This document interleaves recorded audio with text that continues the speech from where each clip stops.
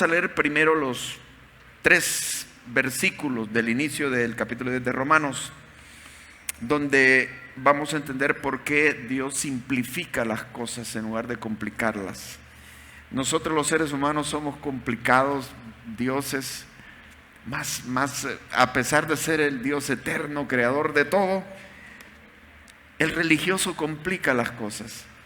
Pero Dios tiene un espíritu de paz y de tranquilidad, y yo diría de sencillez, que nosotros necesitamos aprender de Él, porque eso es lo que necesitamos también nosotros.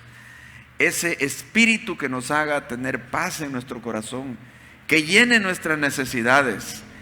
Y nos dice así, capítulo 10, versículo 1 de Romanos: hermanos, ciertamente el anhelo de mi corazón y mi oración a Dios por Israel es para salvación, porque yo les doy testimonio de que tienen celo de Dios, pero no conforme a ciencia, porque ignorando la justicia de Dios y procurando establecer la suya propia, no se han sujetado a la justicia de Dios. De nuevo, Pablo está tocando el tema del pueblo de Israel. Y no es que la tengamos contra el pueblo de Israel, pero la Biblia habla mucho de esto y lo pone acá como un prototipo, un ejemplo de lo que es un pueblo religioso, gente religiosa. Gente religiosa que ha tenido grandes privilegios: las escrituras, la manifestación de profetas, digamos, toda su historia es rica en todas estas manifestaciones. Pero, paradójico, no conocen a Dios en su mayoría, solo un pequeño residuo. Y son intensamente religiosos, y Pablo los describe, son celosos de Dios, pero no tienen ciencia, y ellos creen que la tienen, pero no tienen ciencia. Son verdadero conocimiento, entendimiento. Conocen de historia, de Talmud, de Torá, pero al autor de todo eso no lo conocen. Y eso lo hace lamentarse a Pablo, y ora por ellos. No es que les tenga mala voluntad, son sus compatriotas, sus hermanos, familiares de él. Y ora por ellos, pero están perdidos. Y ora porque a él le dan compasión, en un sentido. Y es por lo perdido que están. Pero aquí no hablamos solo del pueblo de Israel, es todo grupo religioso. Se llama Islam, catolicismo, evangelio, protestante, lo que sea. Todo religioso está en la misma condición. Y es por esto, hermanos, aquí estamos hablando no de versículos, sino de contextos. Entonces, cuando hablamos de un contexto, tengo que decirles que en realidad la Biblia habla solo de 2 religiones. Una es la religión de la ley, de las obras del hombre. O sea, que el hombre se salva por buenas obras, llega a Dios por buenas obras. Y la religión del evangelio, que nos dice el hombre está perdido, no puede llegar a Dios, sino solo a través del Mesías, de Jesucristo. La única manera. Entonces hay 2 religiones, todas las que hablan de obras, de la ley, y la que centraliza en el Mesías, en Jesús, la fe en Jesús para ser salvos. No tiene que ver con las obras. Ahora, no me malinterpreten, porque algunos dicen: no, entonces ustedes lo que enseñan es licencia para pecar. No estamos enseñando eso. Ahora, bueno, no se lo explico porque sería largo otro mensaje, y eso es lo que estaba explicando todos estos capítulos de Romanos. Ahora, pero examinemos este asunto. ¿Por qué ellos no pueden interpretar bien las escrituras? Porque tienen un problema en su corazón, porque muchas veces las escrituras se tienen que interpretar no solo con el cerebro, sino hay algo en el corazón que influye. Y si alguien tiene un problema en su corazón de arrogancia, no puede con las escrituras. No va a ver lo que está diciendo la Biblia, va a ver lo que él quiere ver. El problema es la arrogancia. Y la arrogancia del religioso, precisamente, porque el religioso, todo religioso, su problema es el orgullo, porque él se basa en sus buenas obras.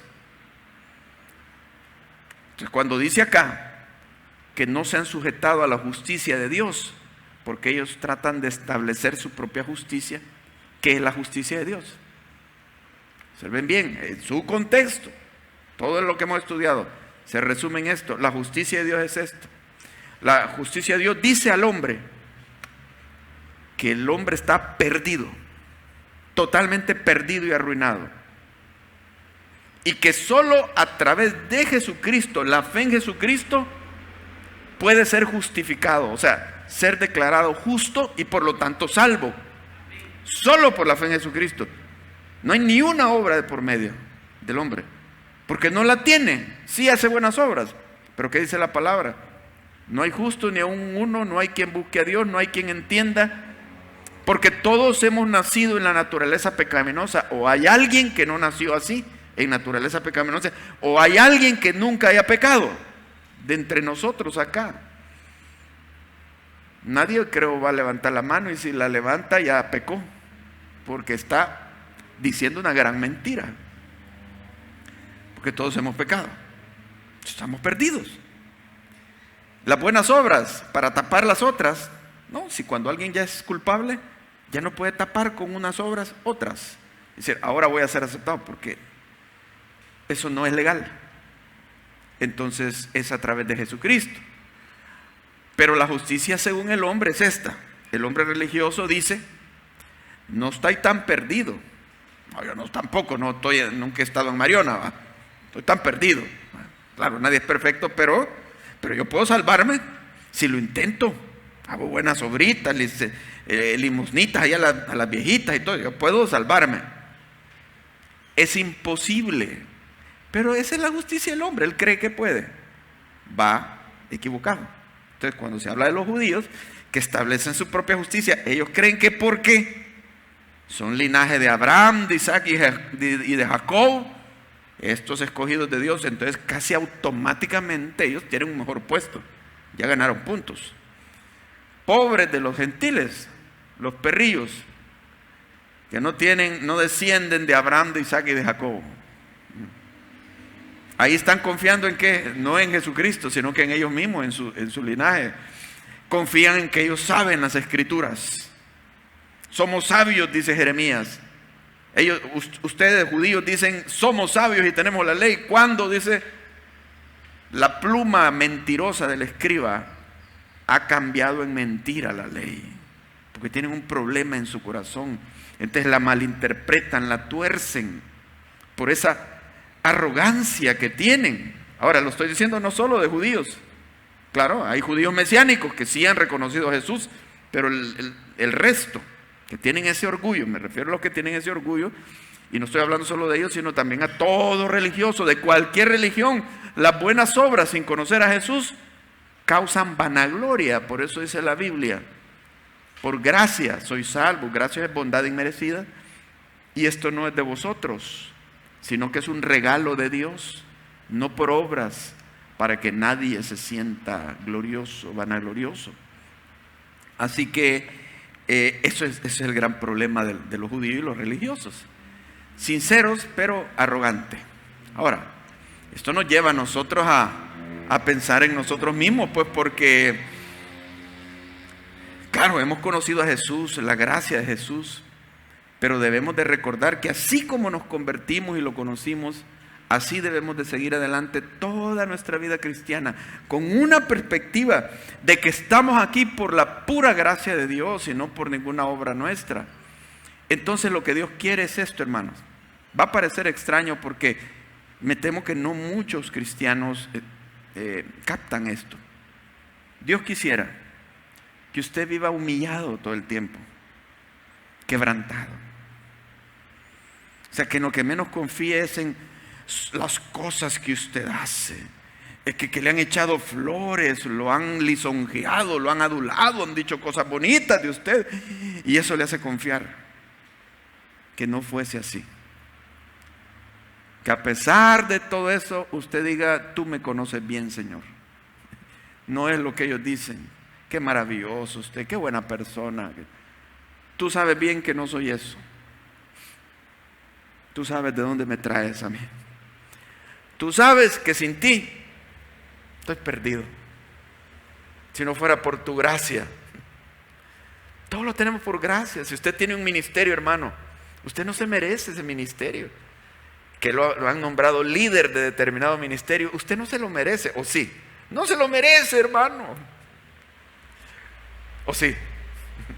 Que aquella duda, no, pues, tal vez sí. No se lo merece. No nos lo merecemos. Es la pura gracia de Dios. Que viviéramos así, quebrantados. Pero claro, no en el sentido de vivir con un remordimiento y una culpa todo el tiempo. No, Dios nos quiere liberar de eso. ¿Y cómo sucede eso?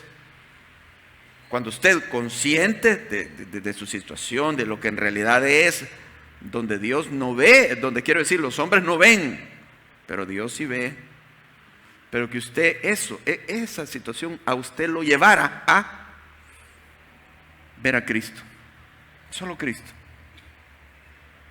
Y usted pensara en Cristo como su vida, su Señor, su Salvador, de quien usted necesita depender todos los días y a cada momento. Porque la arrogancia, el orgullo. Y yo me atrevo a decir, hermanos, que todos nosotros aquí somos orgullosos. ¿O no? Todos somos orgullosos. Y yo más que ustedes. Ya me conozco bien, pero todavía no tan bien. Dios me conoce mejor. Y sabe que soy más de lo que yo estoy consciente ahorita. Bueno, entonces, ¿por qué está en un púlpito? A saber, hermano, no sé por qué. La gracia de Dios. Pues ya no voy a escuchar a este pastor. La pura gracia de Dios. Y mire, o sea, tanto es el orgullo que necesito estar postrado. Necesito estar agarrado de Él.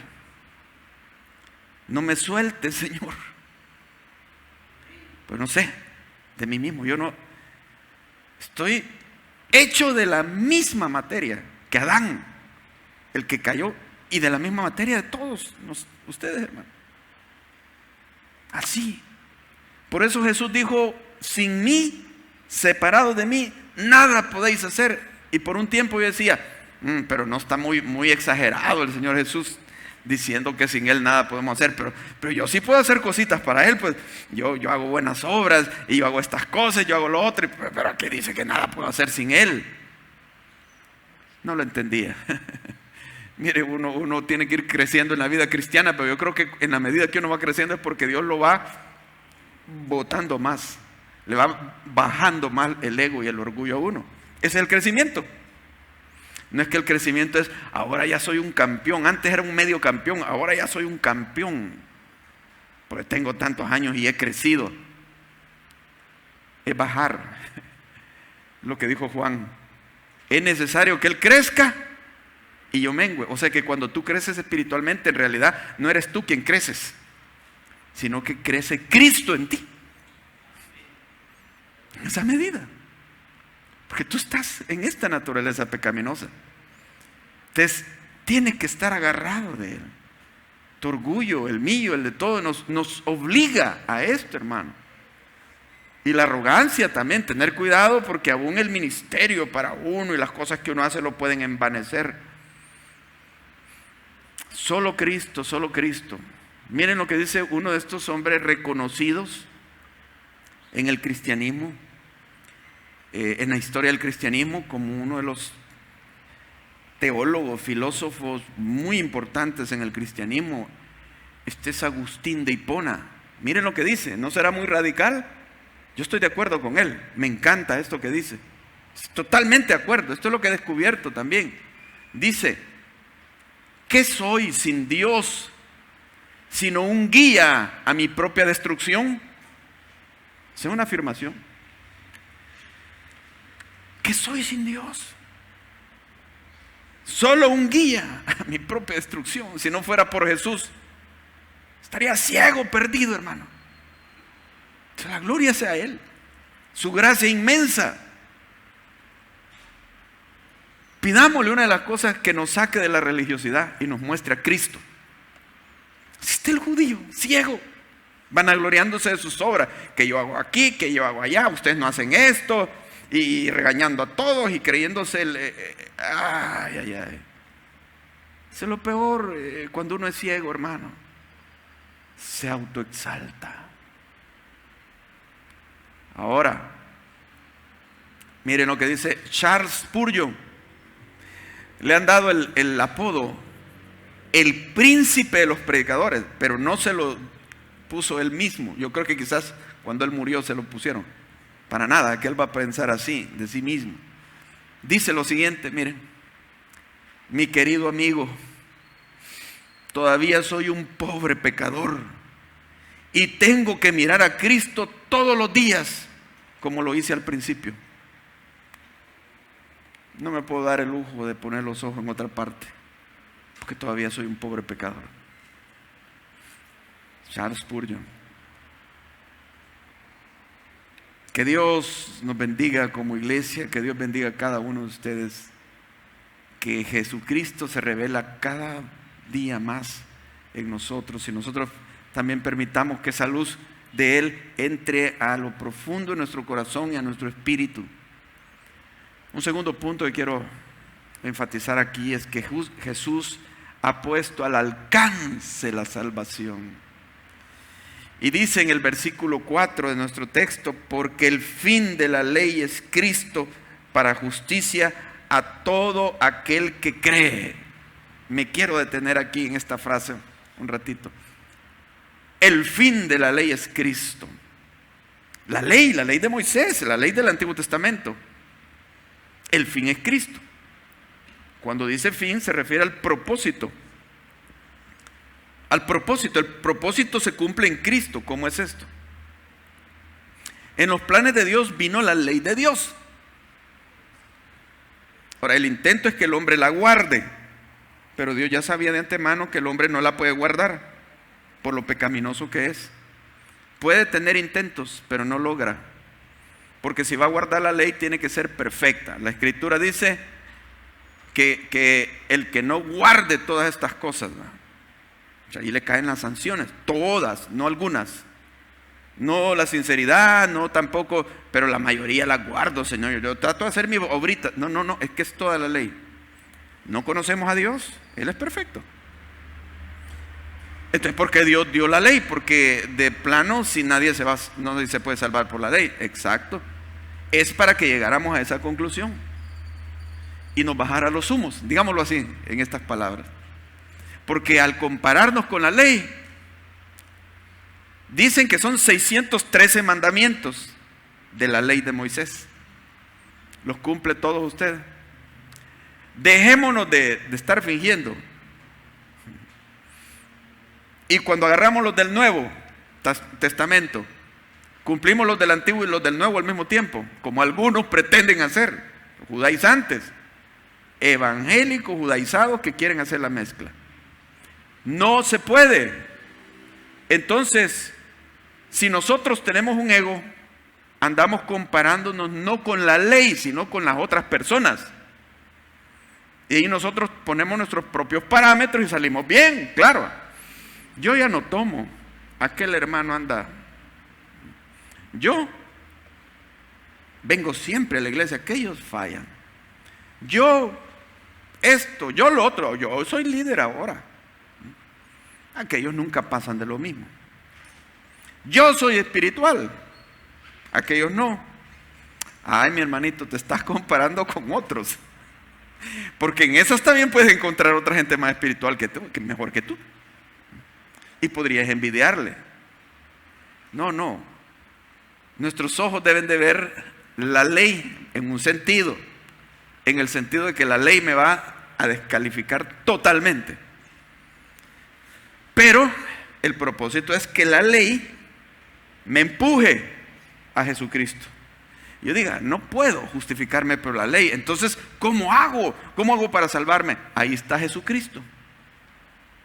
Entonces, cuando crees en Jesucristo, se cumple la ley. Porque el único perfecto que cumplió la ley fue Jesucristo. El fin de la ley es Jesucristo. Pero yo diría, hermano, no solo el fin de la ley, el fin de la vida en sí, de cualquier ser humano, es Jesús. Aunque le suene a chino, aunque no lo entienda y diga, no, el fin de mi vida es hacer dinero, el fin de mi vida es encontrar el amor de mi vida, el fin de mi vida es ser feliz, bailar, irme bien bailado y tomado a la otra vida. O sea, cada quien. No, el fin de la vida es Jesús. Porque su vacío no se va a llenar con nada, sino con Jesucristo. Mire, de veras, muchas veces no lo entendemos hasta que pegamos en el polvo y mordemos el polvo y nos cansamos de andar tratando de llenar el vacío de nuestra vida en diversos asuntos que se nos han ocurrido que así esas cosas nos van a llenar. Usted tiene ese vacío, yo lo tengo. Bueno, pero aún como cristianos tenemos ese vacío. Ahora, si nos llenamos en Jesús, ahí está lleno, pero aún como cristianos podemos estar en la iglesia, pero no creer totalmente que eso se hace y volver a estar intentando. Mi hermano, su esposo, mi hermana, su esposo no va a llenar ese vacío. Hermano, su esposa no va a llenar ese vacío. Esto no quiere decir que no hay momentos románticos, bonitos y qué bueno, ¿verdad? Que se ha casado. Pero hay un vacío más profundo que no se llena. Y si usted no tiene lleno ese vacío, tampoco va a poder vivir bien y amar como se debe a su esposa o a su esposo. Porque los dos, y digamos que los dos no están llenando ese vacío, digámoslo así, se van a dar. Porque cada uno le va a querer extraer al otro la felicidad. Es que él está para darme felicidad. Y ella es para darme felicidad, pero no me satisface en esto y el otro. Nada te va a satisfacer, mi hermano. Solo Jesús. Cuando ese vacío es llenado, entonces tú tienes amor para dar al otro. Porque tú ya estás satisfecho. Es difícil a veces entender esto. Que venimos programados ya de nacimiento y el mundo así nos programa. A mí me gusta predicar, me gusta el ministerio que Dios me ha dado, este privilegio de ser pastor, me gusta. Ciertas partes del ministerio y otras que no me gustan, pero tengo que hacerlas. Pero digamos, enfoquémonos en las partes del ministerio que me gustan. Pero miren, llega un momento en que ni aún esas partes me llenan. No me llenan como Jesús. Y a veces Dios tiene que traerme aparte y decirme, ven, te quiero recalibrar porque estás afanado. Entonces necesito tomar un día con Él, una tarde, solo con Él, no con el ministerio, con estar preparando mensajes y enseñanzas y en reuniones por aquí, por allá y resolviendo cosas. No, nada de eso. Necesitas estar conmigo. Yo te conozco, tienes heridas, yo puedo llenarte, no te está llenando en mí porque se está drenando todo en las actividades del ministerio. En otras palabras, yo necesito de Jesús más que del ministerio que me ha dado, porque yo no debería utilizar el ministerio que Dios me ha dado para llenar mi vacío. No ese es el propósito. Mi vacío lo llena Jesús. Y por ende yo voy a desarrollar el ministerio. Y es mejor que así sea, ¿verdad? Y a ustedes les conviene que así sea también. Pues le estoy predicando, estoy a cargo de la iglesia. Oren por mí para que yo descubra suficientemente mi debilidad para decir no puedo. Pero Jesús sí puede. Y permanezca en Él. Y me aferre a Él.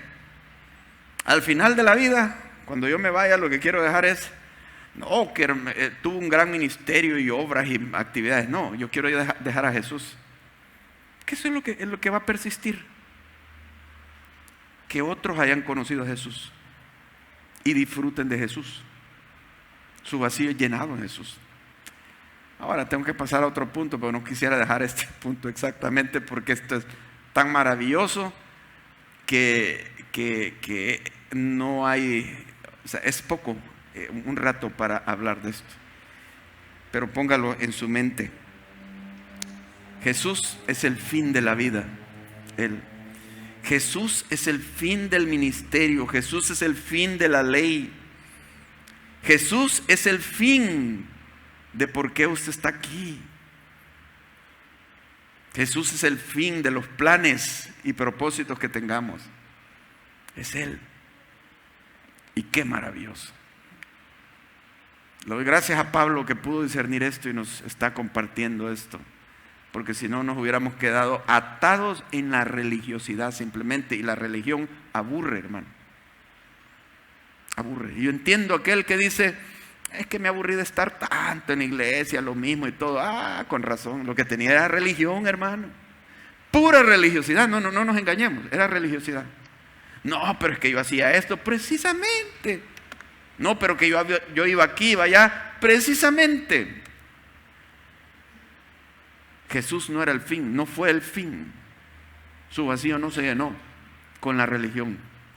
Se los digo, mis hermanos, porque espero, ¿verdad? Que no se aburran. Porque si Jesús no es el fin suyo, usted se va a aburrir seguramente de venir acá. Y un día, pum, va a saltar por otro lado, otra iglesia, y tratando que la otra iglesia lo llene. He visto tanto esto. Y a los años de estar ahí, otra vez el mismo vacío, los mismos problemas. No a los años, sino que en los meses, o seguiditos. Y al principio uno está entusiasmado con algo nuevo. Tengo carro nuevo y soy feliz.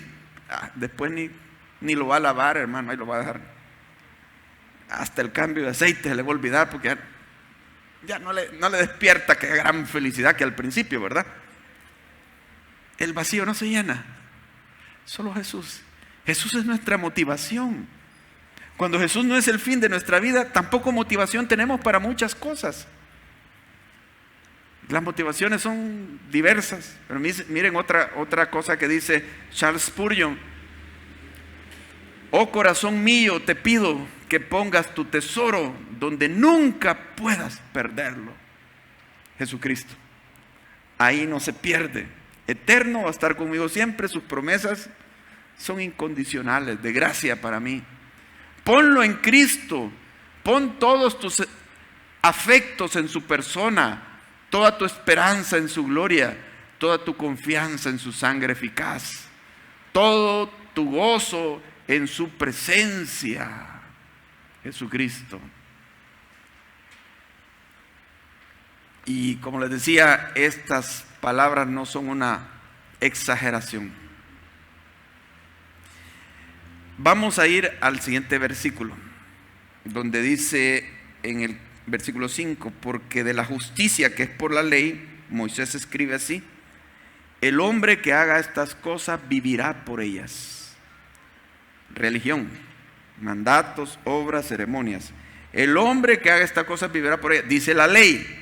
Pero como hemos visto, la ley nos llevó a Cristo. Ahora estamos en Cristo, tenemos que discernir la cosa, ¿verdad?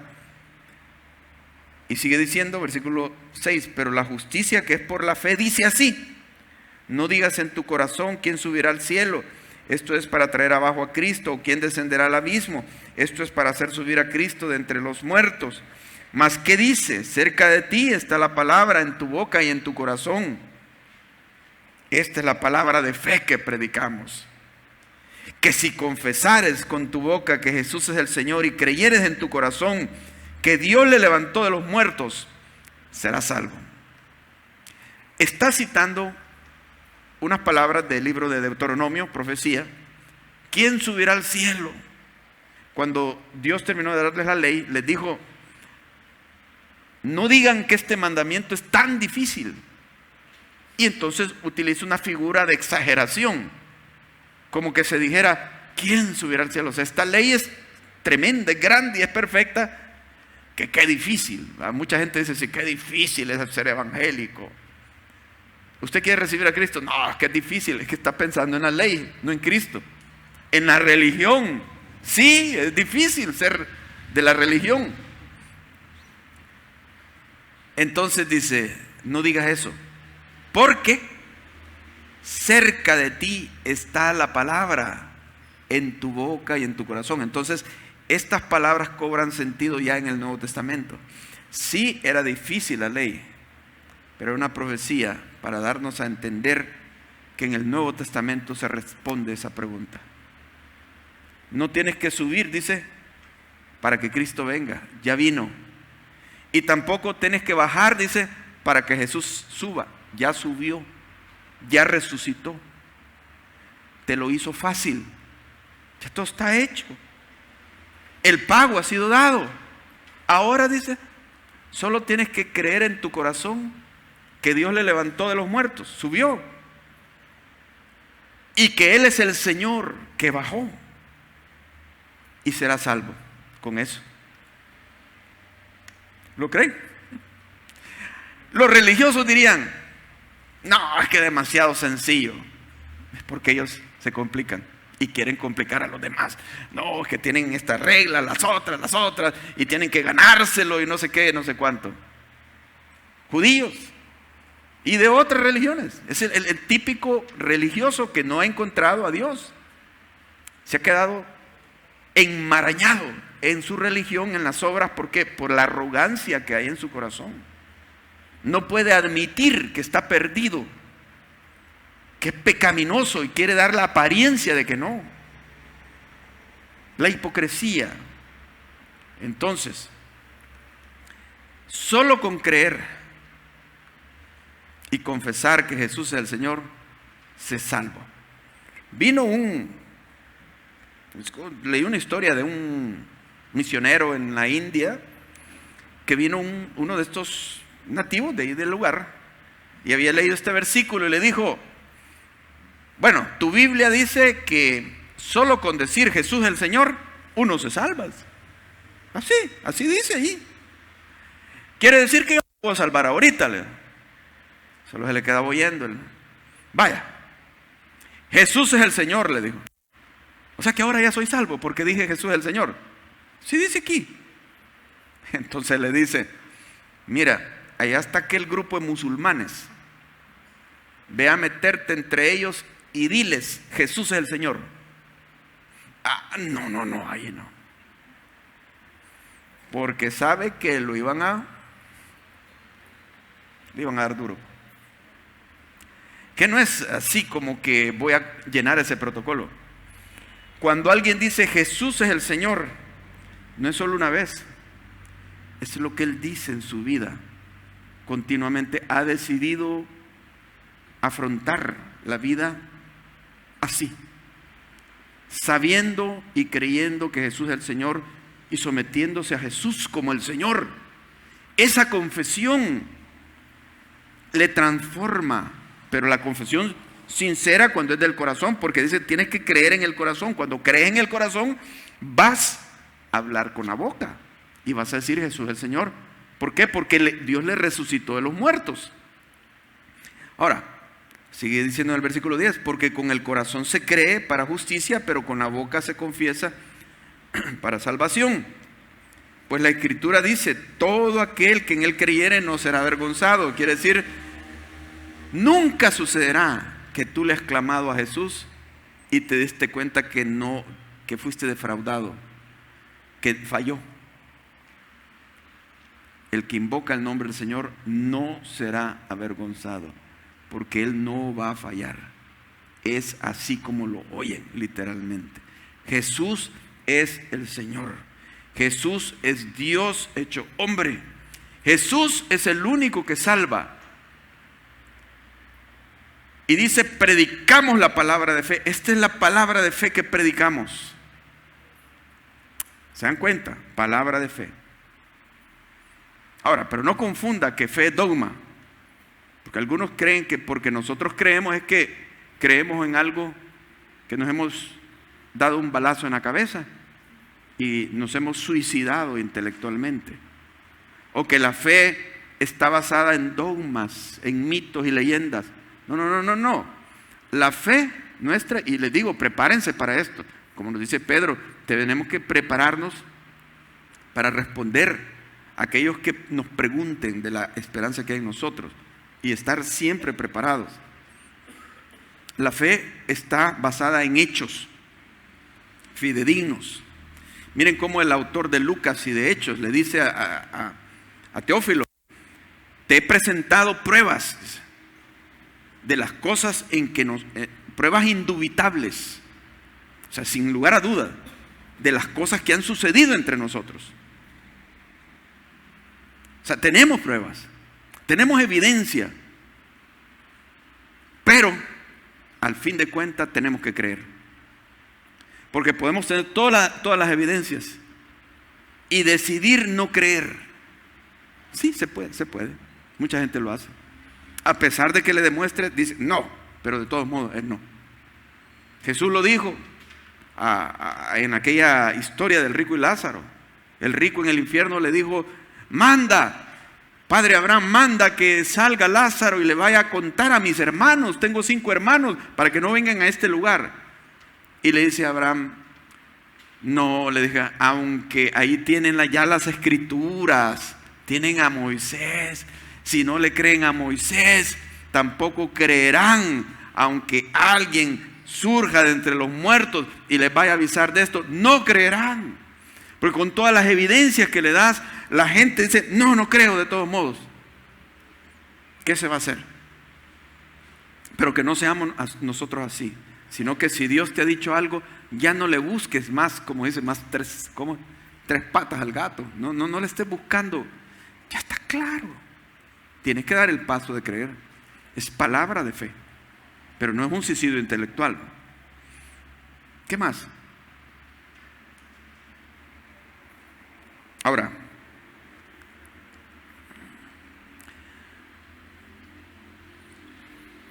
hay algo con lo que termina este pasaje aquí en versículo 13 o versículo 12, porque no hay diferencia entre judío y griego, pues el mismo que es Señor de todos es rico para con todos los que le invocan. Esto hace saltar a los judíos, que nos ponga la Biblia en el mismo nivel de ellos. Si ellos dicen: ¿y ustedes quiénes son para venir a interpretarnos nuestras Biblias? Nosotros tenemos una tradición que nos lleva hasta Moisés. O sea, no tienen ninguna tradición. ¿Cómo nos van a enseñar la Biblia? Se sienten superiores. Pero dice aquí: todo el que invocare, no importa que sea judío y griego, o griego, será salvo. Así que yo no debo de intentar averiguar si soy judío, si tengo sangre judía, o que mi apellido parece judío, porque eso sería un intento de llenar un vacío, una carencia de identidad que tengo. Yo no necesito la identidad como judío. Aún Pablo dijo: considero que es basura eso. ¡Wow! Soy hebreo de hebreos, pero dijo Pablo: lo considero basura ante el conocimiento de Cristo Jesús mi Señor. Por eso odian tanto a Pablo. Es Cristo, hermano. Usted no necesita ser judío, ni hablar en hebreo, ni nada de eso, hermano. Ya tiene Cristo. Eso es superior a cualquier idea de regresar a raíces hebreas. Eso no. Eso es solo tratar, como les digo, tenemos un complejo de algo y queremos llenarnos y sentir que ahora somos judíos. No, tengo a Cristo. Es el fin de la ley. Entonces, dice: porque todo aquel que invocar el nombre del Señor será salvo. El que invocar el nombre del Señor. Fíjense que hace años íbamos a pasear un grupo a Cerro Verde. Entonces, en una de las curvas que hay por ahí en esa calle, aparece un hombre repentinamente con una pistola. Se me pone así frente y tuve que detenerme. Como fue tan repentino, de mí salió una expresión: Señor, así en voz. No me lo propuse, sino que: Señor. Y otra persona también lo dijo: Señor, ayúdanos. Y los demás no dijeron nada. Pero da la casualidad, no casualidad, que quienes dijimos Señor, éramos los 2 cristianos que íbamos en el grupo, hermana Ana María Díaz y yo. Y los otros, afligidos, ay, ¿qué nos va a pasar? Que no sé qué. Y cuando terminó la experiencia esa que nos asaltaron, disgustados, molestos, nadie invocó a Dios. ¿Pero por qué nosotros lo invocamos? Porque Jesús es el Señor de nuestra vida, porque lo conocemos. Todo aquel que invocara el nombre del Señor será salvo. Cuando mi mamá murió, yo estaba pensando, claro, yo sé que está en el cielo, pero yo me preguntaba, Señor, ¿y qué podría yo tomar como para pensar que mi mamá está en el cielo? Yo sé que ella era cristiana. Y viene a mí este versículo: todo el que invocare el nombre del Señor será salvo. Y me recordé de mi mamá, todo el tiempo invocando el nombre del Señor. En sus dolores, Padre, Padre, ayúdame, quítame este dolor. En toda situación, ella clamaba a Dios, a su Dios. Era el amparo de su vida. ¿Cómo no va a estar en el cielo? Aquí está el testigo. Todo aquel que invocar el nombre del Señor será salvo. Claro, para algunos no, demasiado sencillo, pero es así. Es que el Señor Él salva. No es que yo me salvo tratando. Ahora, y una tercera cosa, debemos poner al alcance de otros la salvación. Dice versículo 14: ¿cómo pues invocarán en aquel que no han creído? ¿Y cómo creerán en aquel del que no han oído? ¿Y cómo irán sin saber quiénes prediquen? ¿Y cómo predicarán si no fueren enviados? Como está escrito: cuán hermosos son los pies de los que anuncian la paz, de los que anuncian las buenas nuevas. ¿Cómo creerán si nadie les habla? Eso es un mensaje indirecto a nosotros, ¿verdad, hermanos? ¿O no? Como dice, se lo está diciendo Juan para que lo entienda Pedro. ¿Cómo van a creer si nadie les predica? Ajá, ¿y quiénes son los que predican? Ustedes, que lo conocen. ¿Cómo creerán si nadie les predica? Entonces, esto nos habla de predicarles el evangelio, compartirles las buenas nuevas. Estamos sembrando. Qué hermosos son los pies. ¿Son hermosos los pies? Probablemente los pies de algunos que se los cuidan, ¿verdad? Yo he oído a las mujeres que dicen, me voy a ir a hacer los pies. Si los pies ya los tiene hechos, ¿verdad? Sino que se los arreglen, ¿verdad? Los pies. ¡Qué hermosos son! Y yo me pongo a pensar, ¿por qué no dice la boca de los que llevan el evangelio? Porque hablamos con la boca, ¿verdad? O el rostro sonriente de los que predican el evangelio. Los pies, dice. ¿Por qué dice que los pies? Porque el motor del evangelio es ir y hacer discípulos. Porque ellos no vendrán. Tenemos que ir y meternos entre ellos, hacer amistades con ellos. Y claro, ya de ahí utilizamos nuestros labios para hablarles, pero ya estamos en el lugar. Podemos estar hablando aquí sermones y no hay no creyentes. Tenemos que ir, meternos entre ellos, hacer amistad con ellos para ganarlos para Cristo. Si no, nos vamos a morir así, miren, a cero. Nunca ganamos a nadie para Jesús. Y eso no puede ser. Reto para este año 2023, ganar a alguien para Cristo. Así que, hermanos, en el versículo, siguiendo un poquito más adelante, el 17 dice, así que la fe es por el oír y el oír por la palabra de Dios. ¿Cómo van a creer? Por oír la palabra de Dios. O sea, nosotros vamos a estar sembrando en la vida de las personas. Se está sembrando. Cada vez un acto, una palabra suya, una evangelización, usted está sembrando. La gente no se va a convertir inmediatamente, a menos que ya esté a punto de ser cosechado. A veces nos encontramos con ese privilegio. Pero usted va a estar sembrando. Pero una cosa es segura, va a cosechar. Y va a haber gente que se va a convertir, porque usted les habló. Poco a poco, no va a ser la otra semana, pueden ser años, pasar años. Pero ese fruto va a venir. Mire, yo he escuchado personas que dicen, no, aquí en el país ya todo un montón de gente es cristiana, ya no se convierte nadie. ¿Cómo no, hermanos? Miren, yo entré a la reunión de mujeres que hubo ayer. Quizás vine al principio, no conocía a nadie. Todas eran invitadas, hermano. Invitadas. No todas, había alguna que otra cristiana. Supongo yo que ya más tarde vinieron más hermanas. Un montón de invitadas a tiempo, que hasta antes de que comenzara todo. Wow. Sí se puede. Pero si sembramos, si no sembramos, no esperemos que vamos a cosechar. Alguien siembra y dice, no voy a ver esta semillita todavía, ni la otra semana, tengo que esperar meses. Pero si cuando otros están cosechando y nosotros, ¿y yo por qué no estoy cosechando? ¿Por qué no sembró nada? ¿Qué estoy haciendo yo para que vengan a Cristo?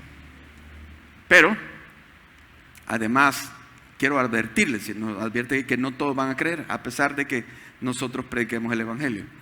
Y pone el caso de los judíos, ese versículo 19. También digo, ¿no ha conocido Dios, no ha conocido esto Israel? Primeramente Moisés dice, yo os provocaré a celos con un pueblo que no es pueblo, y con pueblo insensato provocaré a ira. E Isaías dice resueltamente, fui hallado de los que no me buscaban, me manifesté a los que no preguntaban por mí. Pero acerca de Israel dice, todo el día extendí mis manos a un pueblo rebelde y contradictor.